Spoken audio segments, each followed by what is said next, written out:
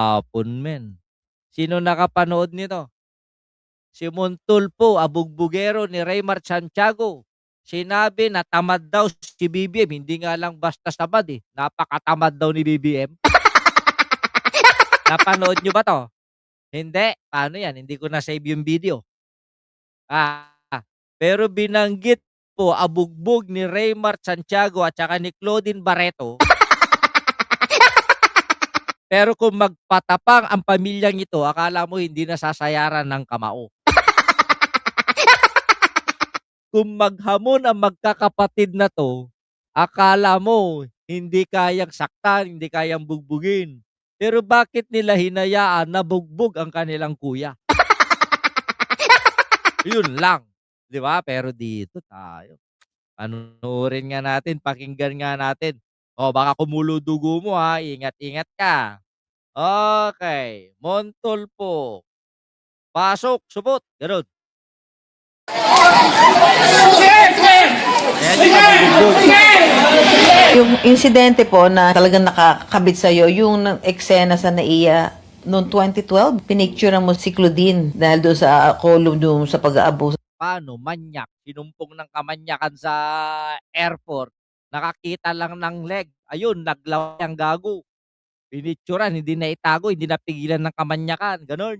Empleyado. Kinukunan ko ng litrato dahil sigaw ng sigaw yung babae. Grabing sigaw. Kinunan ko ng litrato. Di ba nagkasuntukan? 8 sila. Hinawakan pa ako ng mga gwardiya. 8 daw. Puta na si Raymart lang at saka isang lalaki yung bumakbak sa'yo, eh.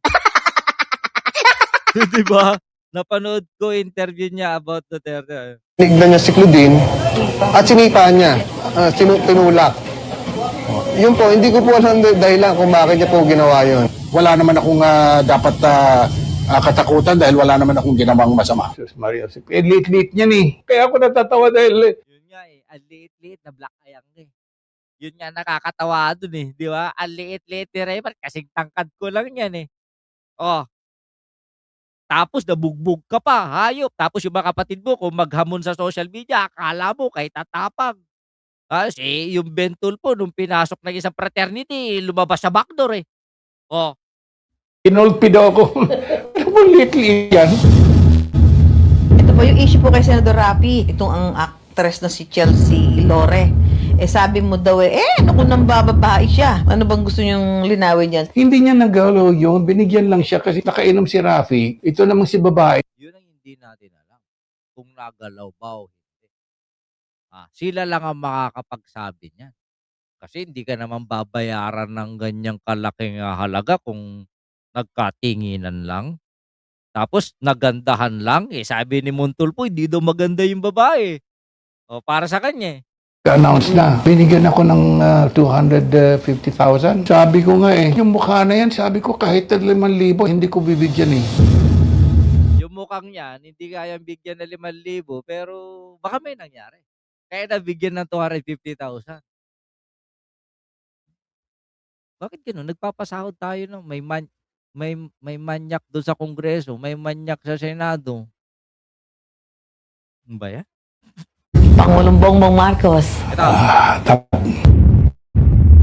Sayang. Alam mo, kung minsan nagsasabi si Amy sa akin, ayaw magtrabaho niyan eh. Ayan. now. Ha! Ha, ha! Tangina 'to.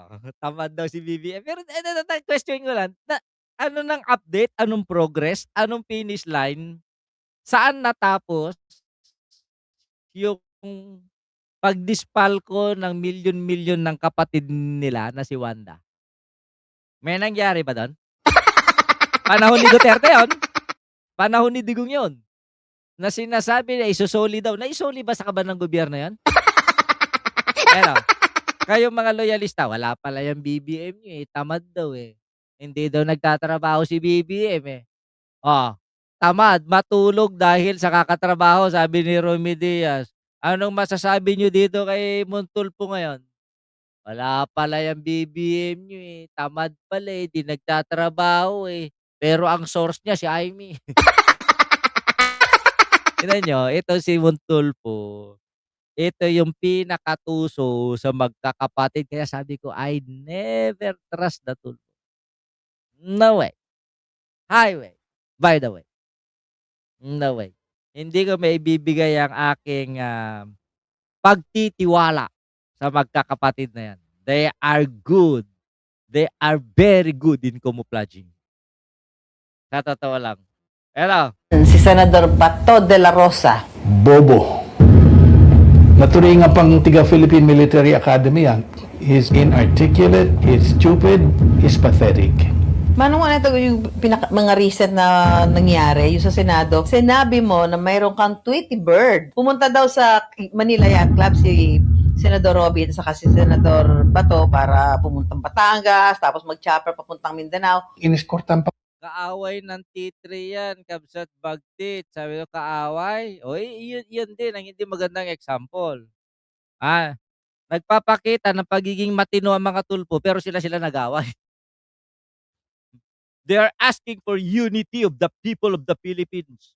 But, sila mismo hindi nagkakaisa. Kahipokrito kanya.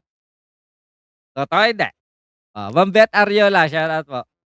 mga pulis yan ng Southern Police District, Going to, Manila Yacht Club. gaano ka-reliable yung source mo? Let's just say nasa Coast Guard Auxiliary siya. Yun lang.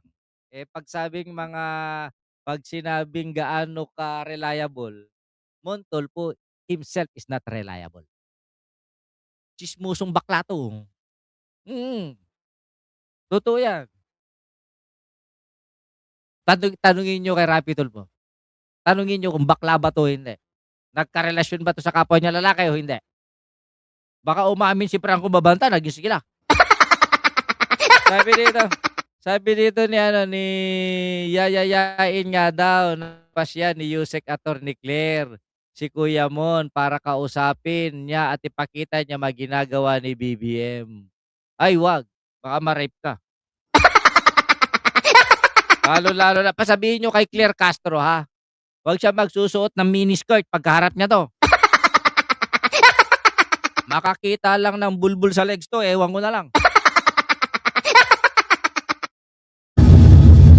Sinabi mo rin po na binaboy ni Bato ang Senado. Yung Senado dahil kay Bato, nagpaputok-putok pa. Binaboy ni Bato at saka ni Cayetano yung Senado nung pinotektahan niya si Bato na maaresto. Si Vice President Sara Duterte. Loka-loka. She's unhinged, psychologically defective. In fact, binabastos niya si Digong nung araw. Pakitang tao na lang yung pumupunta siya sa The Hague. Nung araw yan, bastos yan. Binabastos niya yung tatay niya. Kailangan dumaan kay Bongo. Grabe ang bantay ni Bongo dyan. Akala ko nga nung naging senador si Bongo, mawala na siya. Palong dumikit. Si Bongo halos, unasan na lang yung put ni Digong Kinumpisal ni Digong sa akin na tinulak niya sa helicopter yung isang tao Nulog niya. Nagalit sa kanya yung piloto kasi Air Force helicopter. Sabi, Sir, mamamalas kami niyan. Ba't ninyo ginawa yun? Hinulog niya. Meron yung isa ng rape ng bata, panong patay na. Nung mahuli nila, maraming barbecue sticks, pinagbugkos nila. And then, pinaso doon sa dibdib. While in the threshold of pain, di ba? Yun ang niligay nila, kinalat nilang mga pamphlet. Ito ang mangyayari sa mga rapist.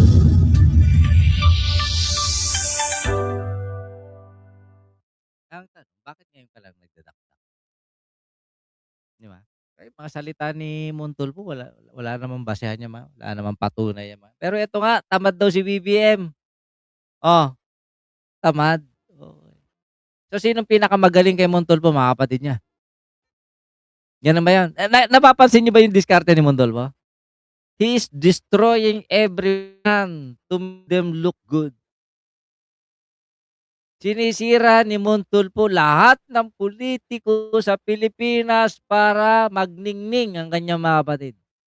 And yet, you are saying to me that they are not in good terms? My God. Hindi mo ko pwedeng lokohin ng ganyan. Sabi nito, Assalamualaikum, hello idol, pero try ikaw kumain ng chicken pastil, meaning isisig sa inyo yon. Binabalot ng banana. Mas masarap yung kinakain ko. Basta bagong hugas. Hindi na kailangan ng luto-luto. Talaba. Masarap at talaba ngayon. Kasi mainit. Yan yung mga masasarap kainin, yung mga cold food, cold cuts. 'Di ba? Nasubukan niyo yung ano, yung tartar dito sa Europe, yung, tinadtad na karne ng baka? Lagyan mo lang ng asin, lagyan mo ng paminta, maluluto, fresh na oh my God! Yan ang kainin niyo sa Pilipinas kung sobrang init. At yung giniling na baka, tapos asin, paminta, lagyan mo ng mustard kung kaya mo, lagyan mo ng sili kung kaya mo, para malamig ang katawan. Pero dito tayo, hindi ako, I beg to disagree with this man. Nasasabi mong tamad ang pangulo,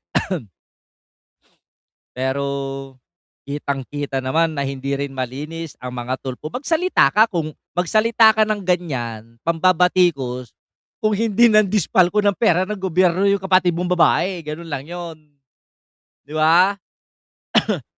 Kung fresh ang karne, fresh lagi. Correct ka diyan, BT, wasak lahat ng mga pulitiko kay Montulfo. Akala mo ito si Montulfo kasi napakagaling, piling magaling.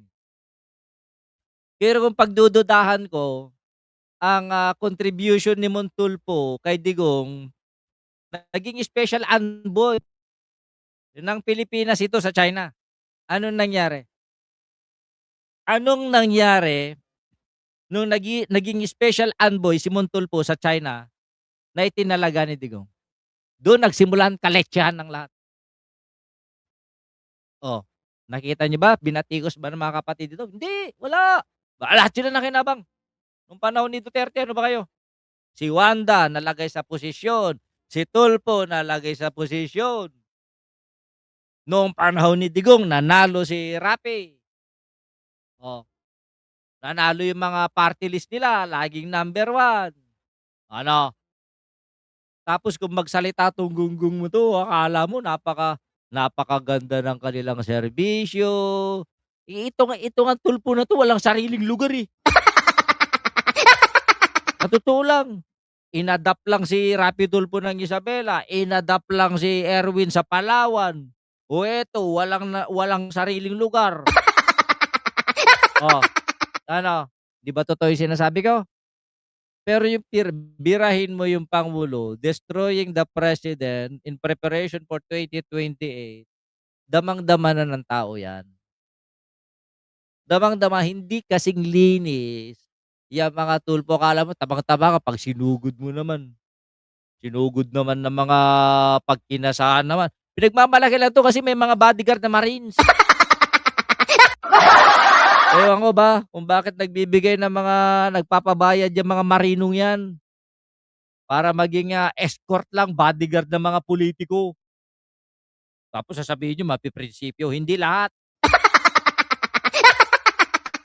Bahala na kayo do'n sa sinabi ni Montulfo na tamad daw si BBM. Kung tamad si BBM, ano na 'to, Jean Navarra siya na. Kung tamad si BBM, ano na yung kapatid nilang babaeng si Wanda. Kung tamad si BBM, lumalabas na lasenggero, mayabang ang mga pamilya ni Rapi Tulfo, pinagmamalaki yung mga milyon-milyon nilang mga iniinom sa isang tunggahan lamang, samantalang yung mga kababayan nila gutom na gutom. Yun lang, 'di ba? Kung bibira ka, huwag kayong iyakin. Kapag kayo ay binira, okey lang. Kasi ito lang, ang, napansin ko sa mga magkakapatid na Tulfo, 'pag sila bumibira, okey, 'pag sila binira, iyakin 'yan, magbabanta, "Pakukulong kita, goddammit, idedemanda kita, bullshit!" Gaganon. Natatawa na lang ako, wasak lahat. Nagwawasakan kasi lahat at winawasak sila na mamaya si BBM lang ang protektado. Okey, gano'n na lang 'yun.